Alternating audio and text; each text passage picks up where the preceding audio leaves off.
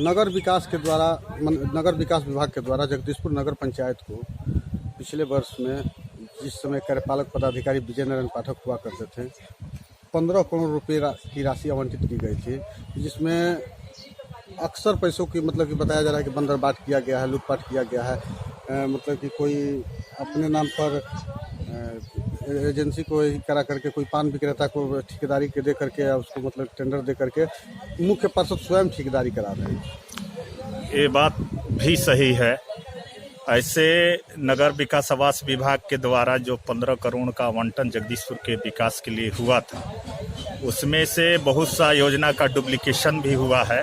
और मुख्यमंत्री 7 निश्चय योजना में नली गली जो शहरी योजना है उसमें दिया गया था कि जहां नाली नहीं है उसको बनाना है, मगर ये लोग नाली को 6 महीना के नाली को तोड़ के बना रहे, जो कि नियम के विरुद्ध है। और जो पान के दुकान का आप कह रहे हैं वो संवेदक विद्यासागर गुप्ता नाम है, वो बाजार के नाला के लिए पूर्व में 2016 में 32,26,200 रुपया आया था, जो गबन हो चुका था। मेरे द्वारा उस पर कंप्लेन किया गया, शिकायत किया गया कमिश्नर के पास, डीएम जिलाधिकारी भोजपुर के पास।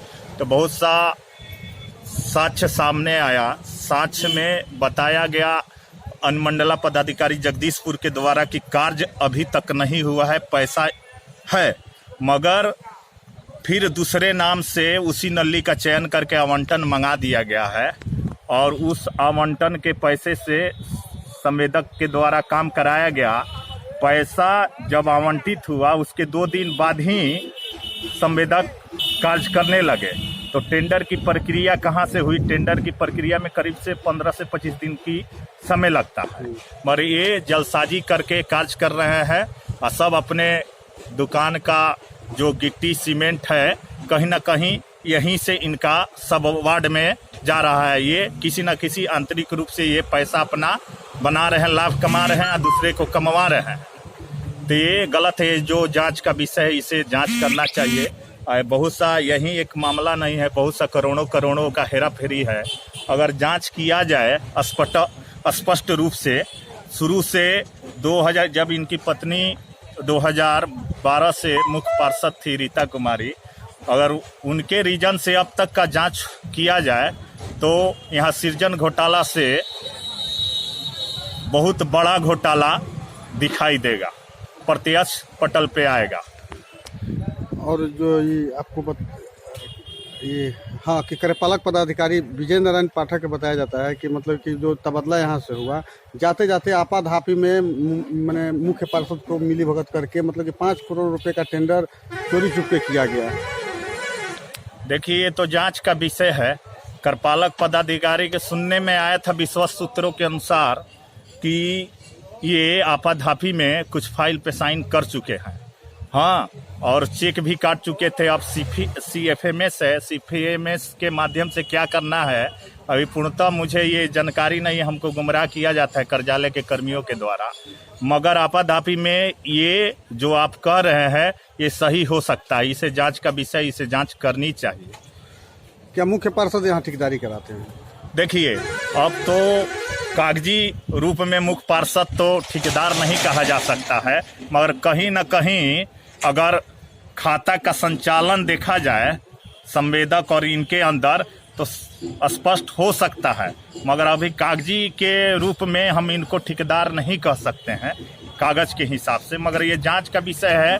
सुनने में आता है कि विश्वस्त सूत्रों के अनुसार कि यही काम करवाते हैं। मतलब करोड़ों रुपए का कार्य कराया जा रहा है, उसमें कहीं भी शिलापट नगर क्षेत्र में नहीं लगाया जा रहा है। देखिए, विभाग का सख्त निर्देश है, जो भी आवंटन राशि आती है उसमें पत्र में वर्णन रहता है कि जिस स्थल पे कार्य हो रहे हैं वहां पर शिलापट लगाना है, संवेदक का नाम, प्राकलित राशि क्या है, कि क्या दूरी है, क्या उसका फीट है, नाला है, सड़क है, सबका विस्तृत ब्यौरा देना है और उसको लगाना है। मगर ये अपने घर में पेंट करके शिलापट रख देते हैं, लगाते नहीं हैं। कहीं ना कहीं ये दर्शाते नहीं है लोगों से कि इतना है, कहीं लोग जान जाएंगे तो लोग हावी हो सकते हैं। ये किस लिए छुपाते हैं? जब आवंटन राशि सरकार देती है तो नगर विकास के साइट पे वो प्रदर्शित कर देती है, सार्वजनिक कर देती है कि सभी लोग देख सके, परंतु ये छुपाते हैं। तो इससे स्पष्ट होता है कि ये गबन की प्रक्रिया अपना के पैसा का लाभ कमाते हैं। अच्छा रंजीत जी, एक बात और बताइए कि जो यहाँ अशोक सम्राट भवन की बात होती है कि यहाँ बन गया है, निर्माण हो गया है, इसका क्या मामला है? आप देखिए, अशोक ये तो वित्तीय वर्ष 15-16 का शायद मामला है। इसमें हम लोग RTI लगाए थे, कुछ कमिश्नर के पास भी हम लोग केस किए थे लोक शिकायत निवारण में। बहुत सा मामला आया है। 1,03,21,000 समथिंग की राशि थी, तो उसमें ये लोग MB बुक करके दे दिए कि काम हो चुका है, परंतु आज तक 18 वार्ड में अभी देखा जाए या किसी जनता से आप पूछ सकते हैं, कहीं विवाह भवन नहीं बना। जब राशि का MB बुक हो गया तो इसका मतलब स्पष्ट विवाह भवन कागज पे बन गया, मगर वहां पर नहीं है। और खाता में ऑडिट रिपोर्ट में देखा जा रहा है तो विवाह भवन का राशि शून्य है, खाता में शेष कुछ नहीं है।